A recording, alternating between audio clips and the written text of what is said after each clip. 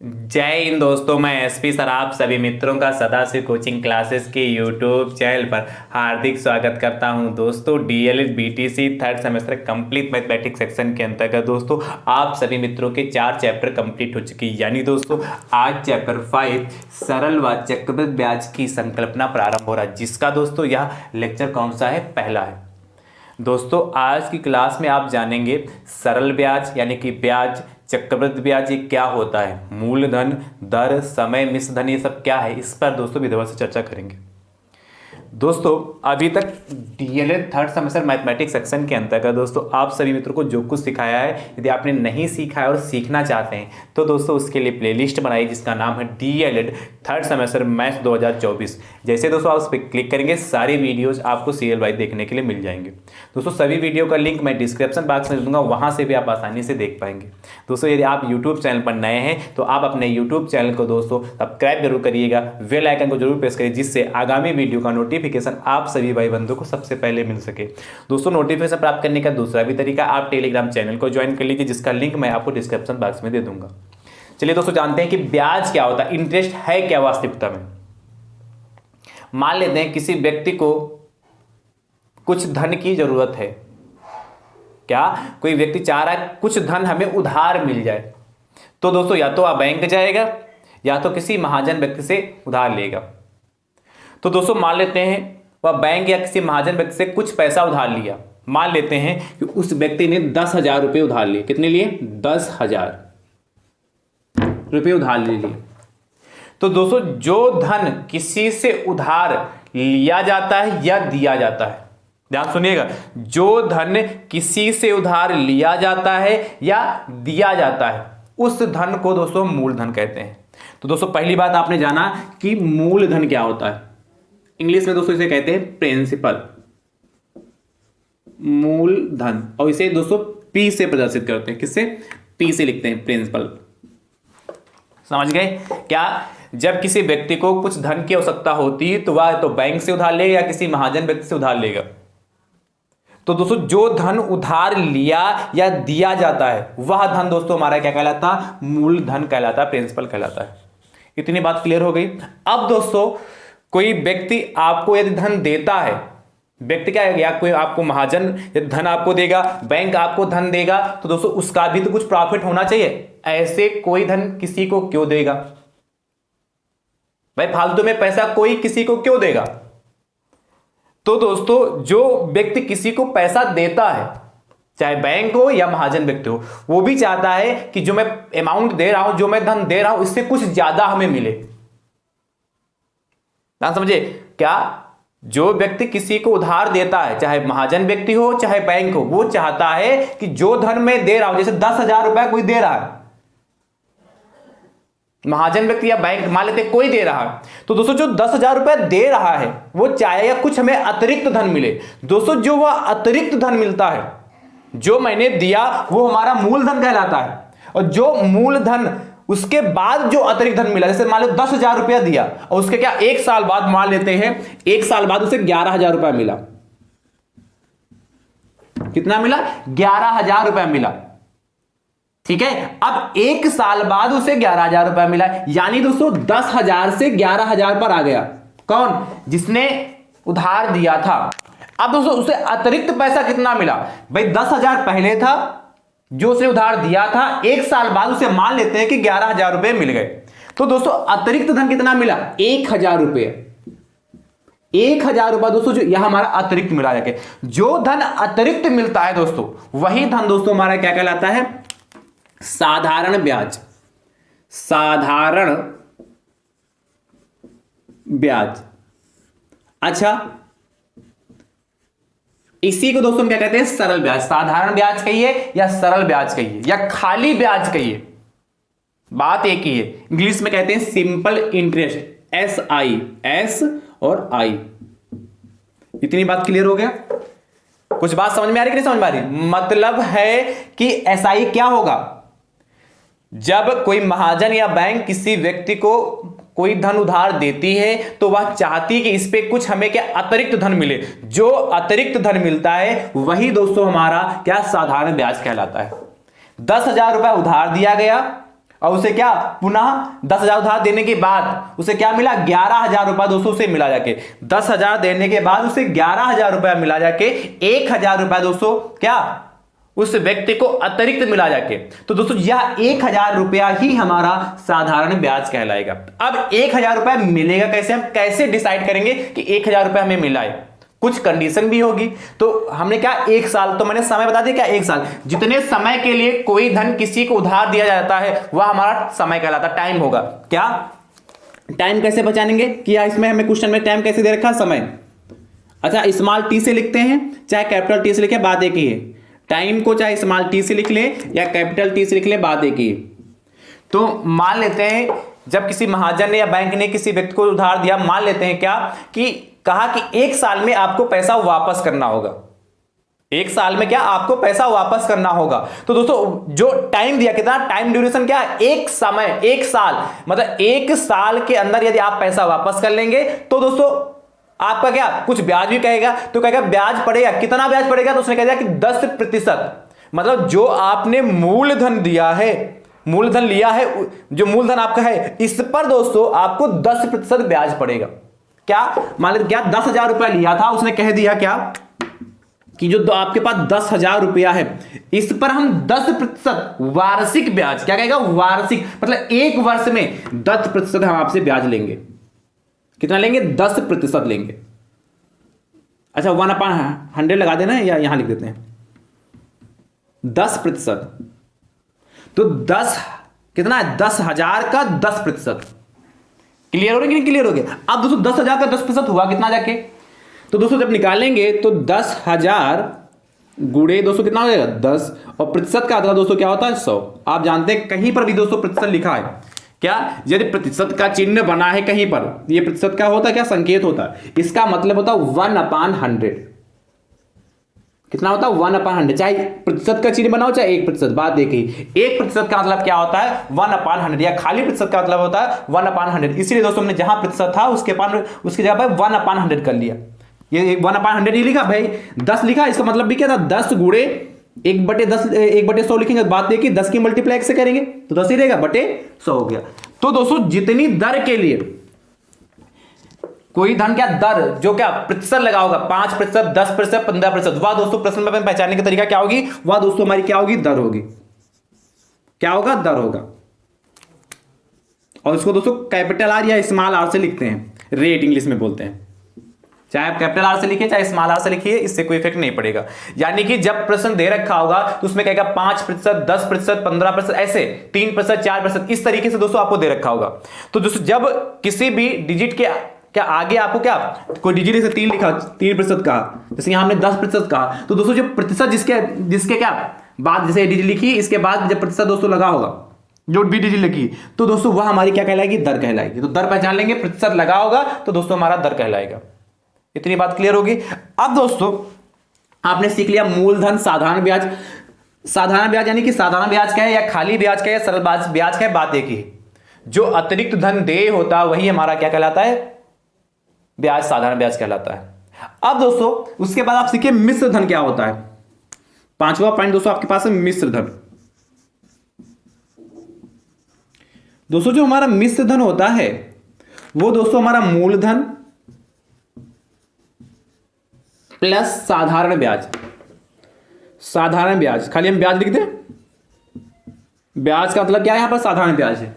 यानी कि जब दोस्तों मिश्र धन अमाउंट या कंपाउंड अमाउंट, मतलब मिश्र धन क्या होता है दोस्तों, आपसे पूछे कि मिश्र धन क्या होता है, तो दोस्तों जो मूलधन होता है, मूलधन हमारा देखिए कितना था 10,000 रुपए, 10,000 पे ब्याज कितना मिला दोस्तों हमारा 1,000 रुपए। तो 10,000 रुपए था, उस पर ब्याज हमें 1,000 रुपए मिला। इन दोनों को ऐड करने पर दोस्तों में 11,000 मिला। तो दोस्तों क्या जो 11,000 हमारा यहां मिला जाके, यह अमाउंट जो 11,000 हमारे पास मिला वापस, वह दोस्तों हमारा क्या कहलाएगा, मिश्र धन कहलाएगा। यानी कि जो धन दिया गया है उधार या लिया गया, उस धन में जो ब्याज मिला है उस ब्याज को उसमें ऐड कर दें, जोड़ दें, तो जोड़ने के बाद जो धन प्राप्त होगा वह दोस्तों हमारा मिश्र धन कहलाएगा। मतलब मूल धन में यदि मिश्र धन जो प्राप्त करने के लिए मूल धन में यदि ब्याज को जोड़ देते हैं तो हमारा मिश्र धन प्राप्त हो जाएगा। समझ पा रहे कि समझ पा रहे हैं। 10,000 रुपया उधार लिया गया, ठीक है, ब्याज कितना बना 1,000 रुपया बना जाके, इन दोनों को ऐड किया जाके तब जाके 11,000 बना जाके, तो ऐड करने पर जो 11,000 रुपया बना जाके वह दोस्तों हमारा मिश्र धन कहलाएगा। इतनी बात क्लियर हो गई। तो आपने सीख लिया क्या, मूलधन क्या होता है, साधारण ब्याज क्या होता है, समय क्या, दर क्या, मिश्र धन क्या। अब दोस्तों हम जानते हैं अगला भी दोस्तों क्या है, चक्रवृद्धि ब्याज क्या होता है। छठा पॉइंट है चक्रवृद्धि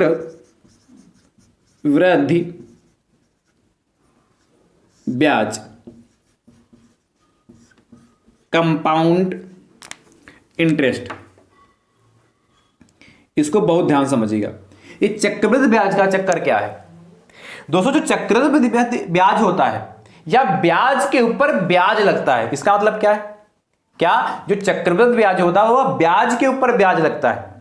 इसका सेंस दोस्तों क्या है, जैसे दोस्तों ध्यान समझिए, मैंने अभी आपको शुरुआत में बताया कि कोई व्यक्ति ने क्या 10,000 रुपए उधार लिए, जो 10,000 रुपए उधार लिए उस पर आपको पता है 10,000 रुपए उधार लेने के बाद उसको कितना ब्याज देना पड़ा, 1,000 रुपया ब्याज देना पड़ा।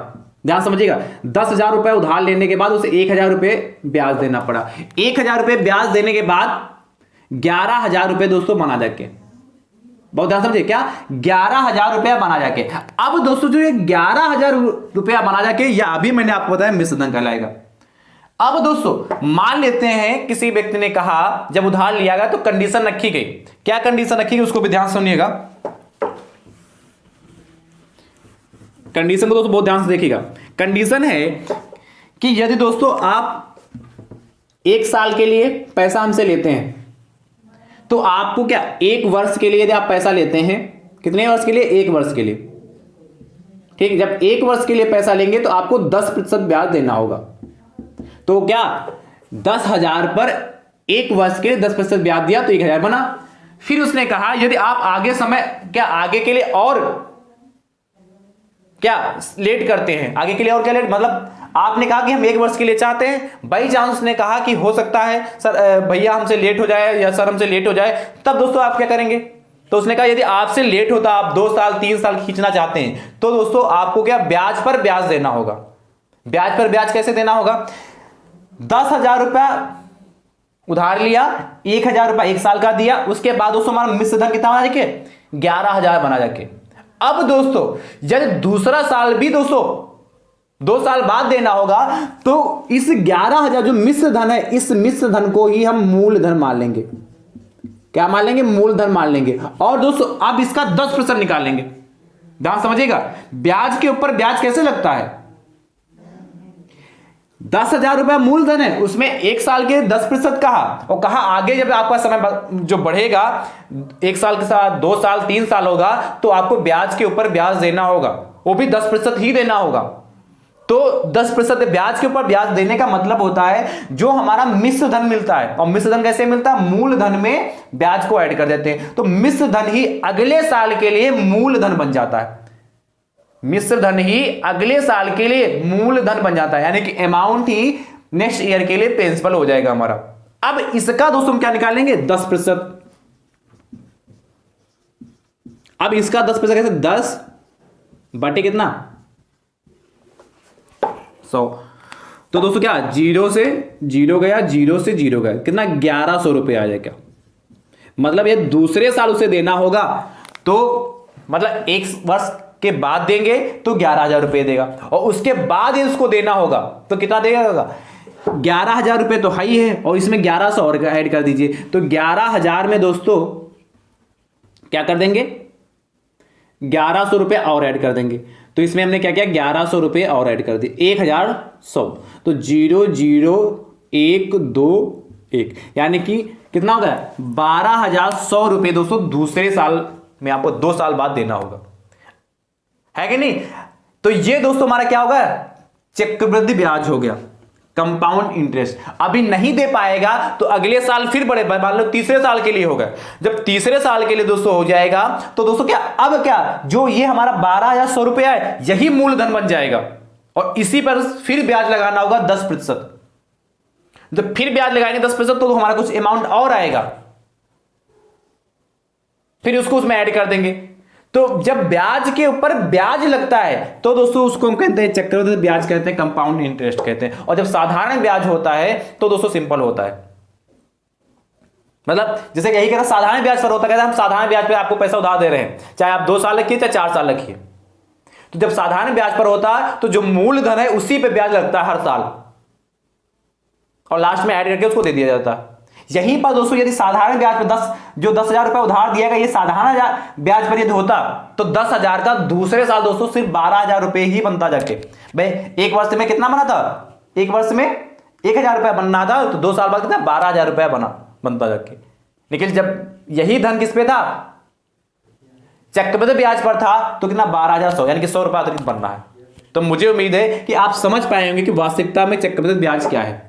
ब्याज, साधारण ब्याज या सरल ब्याज का मतलब एक ही है, सिंपल इंटरेस्ट होता है। ठीक है, कोई धन जब आप किसी से उधार लेते हैं उसमें जो आपको देय होता है वही दोस्तों हमारा क्या कहलाता है, जो धन अतिरिक्त देय होता है वही हमारा साधारण ब्याज कहलाता है। और जब ब्याज के ऊपर ब्याज लगता है तो हमारा चक्रवृद्धि ब्याज कहलाता है। अब इनको फार्मूले के माध्यम से दोस्तों समझिएगा कि साधारण ब्याज, चक्रवृद्धि ब्याज के फार्मूले क्या होते हैं। यहां तो मैंने 1 साल के लिए बता दिया साधारण ब्याज, अभी 2 साल कहेगा, 3 साल कहेगा, तब हम कैसे निकालेंगे।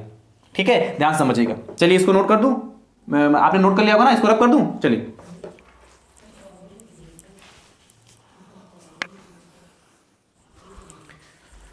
चलिए अब ध्यान से देखिएगा फार्मूले लिखे। मैंने समझाने का प्रयास किया, मुझे उम्मीद है कि आप अच्छे समझ पाए होंगे।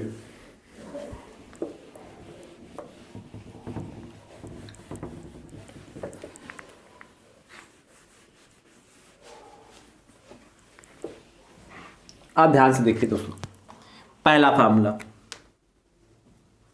क्या होता है, साधारण ब्याज।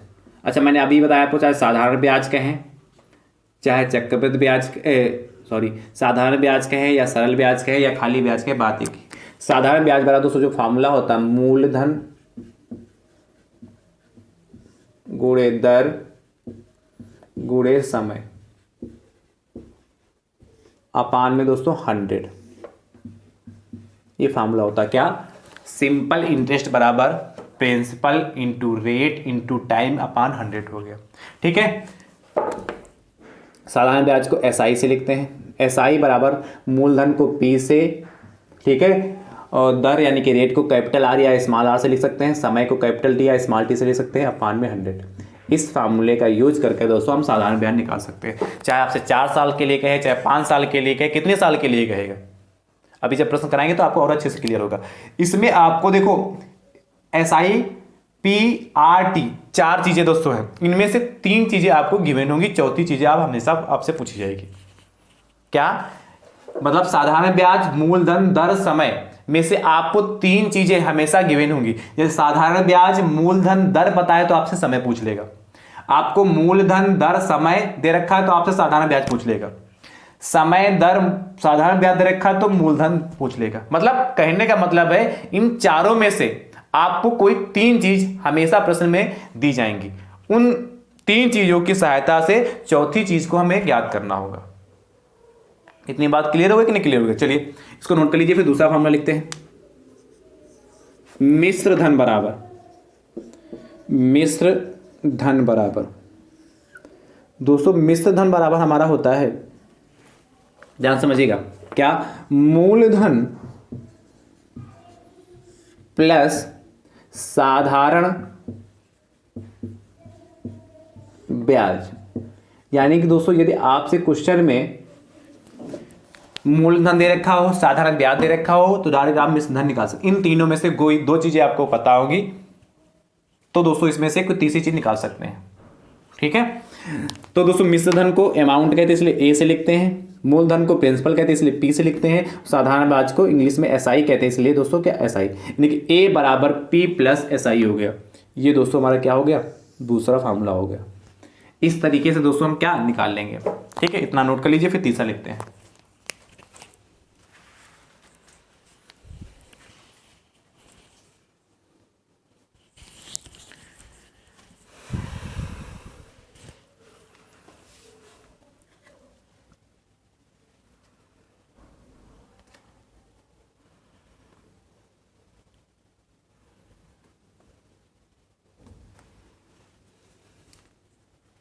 हो गया।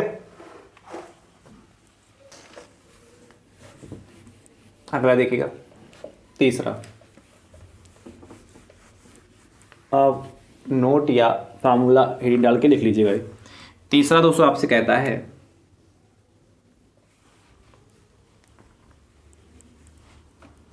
थर्ड नंबर,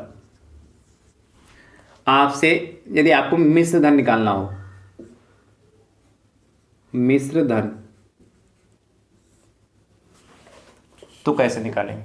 यहां तो हमने अभी आपको फार्मूला निकाला, मिश्र धन साधारण ब्याज प्लस मूलधन या मूलधन प्लस साधारण ब्याज। दूसरा तरीका दोस्तों क्या है हमारे पास, होता है मिश्र धन बराबर, ध्यान से समझिएगा, मूलधन ब्रैकेट में 1 प्लस दर अपान 100 की पावर समय। क्या? मिश्र यानी कि ए बराबर पी ब्रैकेट में 1 प्लस दर को आर अपान 100 की पावर, सो आप आर अपान 100 इसकी होल पावर कितना, कैपिटल टी। ये समझ पाए?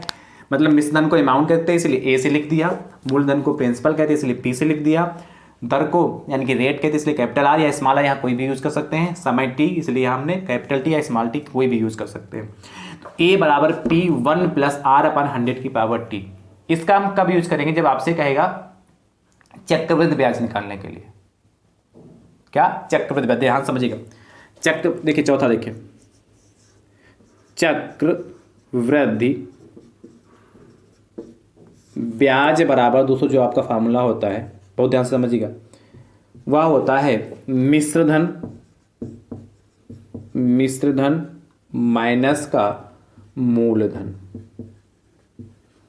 मतलब यदि आपको चक्रवृद्धि ब्याज निकालना हो तो आपको मिश्र धन पता हो और उसमें से मूलधन को घटा देंगे, तब इस फार्मूले का यूज करें, तब इस मिश्र धन का फार्मूला लगाएंगे, ये वाला ए बराबर पी 1 प्लस आर अपान 100 की पावर टी, तब इसका यूज करेंगे। अच्छा, जो पिछला वाला हमने क्या लिखा था, मिश्र धन बराबर क्या, मूलधन प्लस साधारण ब्याज, तो दोस्तों वो साधारण ब्याज के लिए होगा।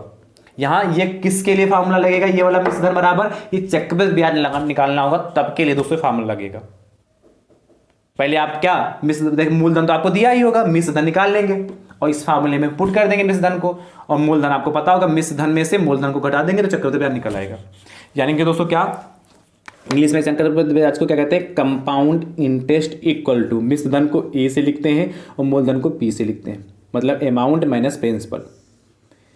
इसका यूज करके हम दोस्तों चक्रवृद्धि ब्याज निकाल सकते हैं। यानी कि दोस्तों चक्रवृद्धि ब्याज निकालने के लिए सबसे पहले आप मिश्र धन को निकालेंगे, और मिश्र धन को किस फार्मूले से निकालेंगे, इस वाले फार्मूले, थर्ड वाले फार्मूले से। मिश्र धन बराबर मूलधन ब्रैकेट में 1 प्लस दर अपान 100 की पावर समय की होल पावर समय, ठीक है, इससे निकालेंगे। उसके बाद दोस्तों इसमें पुट कर देंगे, हमारा चक्रवृद्धि ब्याज आ जाएगा। इतनी बात क्लियर होगी कि नहीं क्लियर होगी? अच्छा, डायरेक्ट चक्रवृद्धि ब्याज का फार्मूला जब डायरेक्ट लगाना चाहते हैं उसका भी यूज कर सकते हैं, पर दोस्तों आपके लिए 4 फार्मूले यदि आप अच्छे से तैयार कर लेते हैं तो इन 4 फार्मूलों से आपका चक्रवृद्धि ब्याज भी निकल आएगा, और उसके पहले जो मैंने आपको 2 फार्मूले साधारण ब्याज के लिए होंगे, 2 फार्मूले चक्रवृद्धि ब्याज के लिए होंगे। इन 2 फार्मूलों से साधारण ब्याज आसानी से निकाल सकते हैं, इन 2 फार्मूलों से दोस्तों आप आसानी से क्या, चक्रवृद्धि ब्याज निकाल सकते हैं। पर चक्रवृद्धि ब्याज के जब डायरेक्ट फार्मूला लगाना चाहते हैं तो ध्यान समझिएगा, डायरेक्ट फार्मूला क्या होगा, इसी में पुट कर रहा हूं कि 5वां फार्मूला, इसी में पुट करूं 5वां, ये कह रहा हूं CI बराबर, ध्यान समझिएगा, बराबर ए कितना हमारा, देखिए आपने यहां निकाला है, ए बराबर कितना है, P, ए कितना हमारा है, P ब्रैकेट में कितना है, 1 प्लस आर अपान 100 की पावर टी और माइनस का P। ये कुछ समझ पा रहे कि नहीं? क्या किया मैंने, ए की वैल्यू यहां पुट कर दी, ए की वैल्यू जो हमने क्या है, ए बराबर P 1 प्लस आर अपान 100 की पावर टी है, इस ए की जगह पर यहां पर जो है इसकी जगह पर हमने ये रख दिया P ब्रैकेट में 1 प्लस आर अपान 100 की पावर टी माइनस P हो गया। आप ध्यान समझिए, यहां भी P है, यहां भी P, तो P को हम कॉमन ले लेंगे। दोस्तों ध्यान समझिए, कॉमन लेने पर क्या आएगा, CI बराबर, मतलब कंपाउंड इंटरेस्ट, जब हम P कॉमन लेंगे दोस्तों हमारे पास बचेगा क्या, 1 प्लस आर अपान 100 की पावर की होल पावर टी और माइनस P को कॉमन ले लिया इसलिए 1 बचेगा। इस फार्मूले को आप डायरेक्ट लगाकर जो मैंने यहां पर लिखा है, आप CI निकाल सकते हैं। चाहे दोस्तों CI निकालने के लिए, चक्रवृद्धि ब्याज निकालने के लिए सबसे पहले आप मिश्र धन निकाल लीजिए, उसके बाद इस फार्मूले को लगा दीजिए, चक्रवृद्धि ब्याज बराबर मिश्र धन माइनस मूलधन, तब निकाल लीजिए। या दोस्तों आप चाहते हैं कि नहीं ये दो बार हम नहीं लिखेंगे, डायरेक्ट इसी फार्मूले को लगाएंगे, क्या चक्रवृद्धि ब्याज, ये CI का था क्या, चक्रवृद्धि ब्याज बराबर मूलधन क्या, फिर मझिला ब्रैकेट 1 प्लस आर अपान 100 की पावर 1 प्लस आर अपान 100 की होल पावर टी माइनस 1। इस फार्मूले को डायरेक्ट लगाकर भी आप चक्रवृद्धि ब्याज निकाल सकते हैं। तो चाहे दोस्तों आप इन दोनों को यूज करके चक्रवृद्धि ब्याज निकाल लें, चाहे इससे निकालें, दोनों तरीके दोस्तों आसान है। पर इससे यदि आप निकालते हैं तो बार बार आपको -1 लिखना नहीं पड़ेगा, ठीक है। लास्ट में इस फार्मूले को लगाकर निकालेंगे। तो दोस्तों इस फार्मूले से आप निकालें, इन दोनों फार्मूले से तो ज्यादा बेटर रहेगा। चलिए फटाफट नोट कर लीजिए।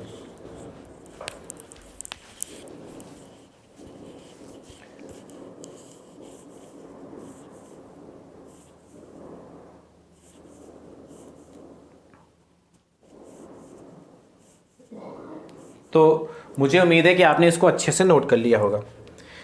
अब इस टाइप के प्रश्न यदि आपके एग्जाम में पूछे जाएंगे तो दोस्तों मुझे उम्मीद है कि आप अच्छे से कर पाएंगे। चलिए मैं एक प्रश्न करा देता हूं, ध्यान समझिए कैसा प्रश्न दोस्तों आपके एग्जाम में पूछा जा सकता है।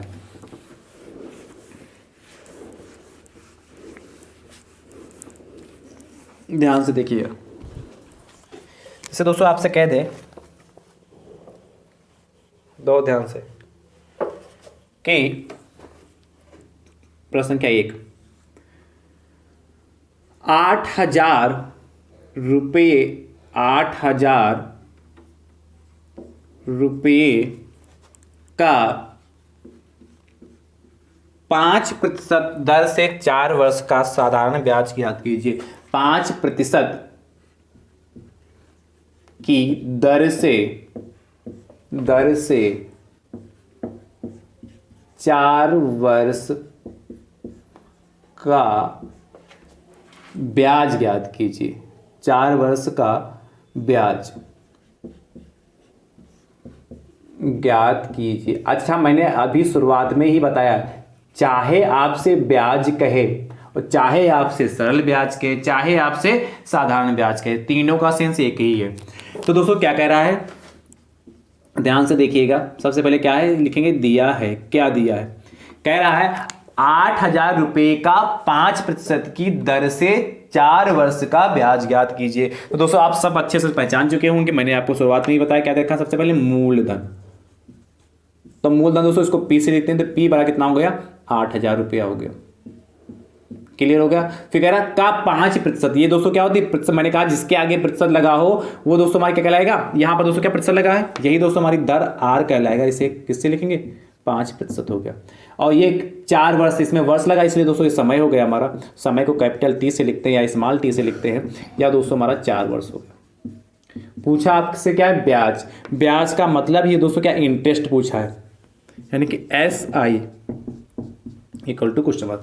चाहे ब्याज कहें खाली, अच्छा SI लिख लें या खाली यहाँ आई लिख दो, तब भी बात एक ही है, ठीक है। तो दोस्तों आप फार्मूला जानते हैं क्या, SI बराबर P into R into T upon 100, ठीक है। अच्छा आप हिंदी में लिखना चाहते तो लिख सकते, साधारण ब्याज बराबर मूलधन गुणे दर गुणे समय अपान 100, ठीक है। अब देखिए SI बराबर P दोस्तों हमारा कितना है, 8,000 है, तो 8,000 हो गया, इंटू दोस्तों R कितना हमारा 5 है, तो 5 हो गया, इंटू T दोस्तों हमारा कितना, समय कितना 4, तो 4 हो गया, बटे में 100 हो गया। कितना आसान हो गया, 0 से 0 गया, 0 से 0 गया, खाली मल्टीप्लाई कर लीजिए। SI बराबर, तो 80 की मल्टीप्लाई 5 से करेंगे तो 8 5 40, देखिए 80 की मल्टीप्लाई 5 से करेंगे तो 8 5 40 हो गया, और ये 0 तो 400 हो गया, और गुणे 4 तो 1600 हो गया ना, 4 चक्कू 1600 हो गया, 1600 रुपये आ गया, ठीक है। तो नीचे लिख लीजिए, लिख लीजिए, अतः ब्याज की दर बराबर, लिख लीजिएगा, इसी के मैं यहाँ लिख दूँ, आप लिख लेंगे ना, ये तो बहुत ही आसान, आप समझ गए होंगे। अतः ब्याज की दर क्या, खाली अतः ब्याज बराबर कितना, 1600 रुपये। ये दोस्तों हमारा फाइनल आंसर आ चुका। तो इस तरीके से दोस्तों इस टाइप के प्रश्न को लगाएंगे। चलिए एक होमवर्क के लिए दूसरा 7500 रुपये का 6% की दर से 5 वर्ष का ब्याज ज्ञात कीजिए। जैसे लगाया वैसे लगाइएगा और इसका उत्तर दोस्तों कमेंट बॉक्स में जरूर दीजिएगा, ठीक है। चलिए फटाफट नोट कर लीजिए।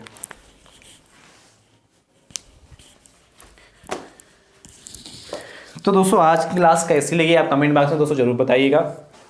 दोस्तों जो सरल व चक्रवृद्धि ब्याज की संकल्पना मुझे उम्मीद है कि आप अच्छे समझ पाएंगे कि वास्तविकता में सरल ब्याज है क्या, चक्रवृद्धि ब्याज है क्या, मूलधन क्या है, दर क्या है, समय क्या है, मिश्र धन क्या है, ये आपने अच्छे से सीख लिया होगा। दोस्तों चैप्टर ये आपका 5 यहीं पर कंप्लीट होता है। तो आप सोच रहे होंगे सर इसके प्रश्न कब कराएंगे, चैप्टर 6 में दोस्तों यही से संबंधित दोस्तों प्रश्न। तो उस चैप्टर 6 में ये आपको साधारण ब्याज और चक्रवृद्धि ब्याज से संबंधित सारे प्रश्न कराए जाएंगे, ठीक है। तो सिर्फ यहाँ क्या संकल्पना थी सरल ब्याज और चक्रवृद्धि ब्याज की, वो दोस्तों मैंने आपको अच्छे समझा दिया। चैप्टर 6 में आप अच्छे से सीखेंगे इनसे संबंधित प्रश्नों को। तो दोस्तों चैप्टर 5 को बहुत अच्छे से देखिएगा और इस वीडियो को दोस्तों ज़्यादा से ज़्यादा संख्या में जरूर शेयर करिएगा। चैनल पर नए हैं तो चैनल को सब्सक्राइब करिएगा और वीडियो को भी दोस्तों लाइक करिएगा। मिलते हैं दोस्तों नेक्स्ट चैप्टर कौन सा, 6 में। तब तक के लिए दोस्तों थैंक यू सो मच दोस्तों, राधे राधे दोस्तों।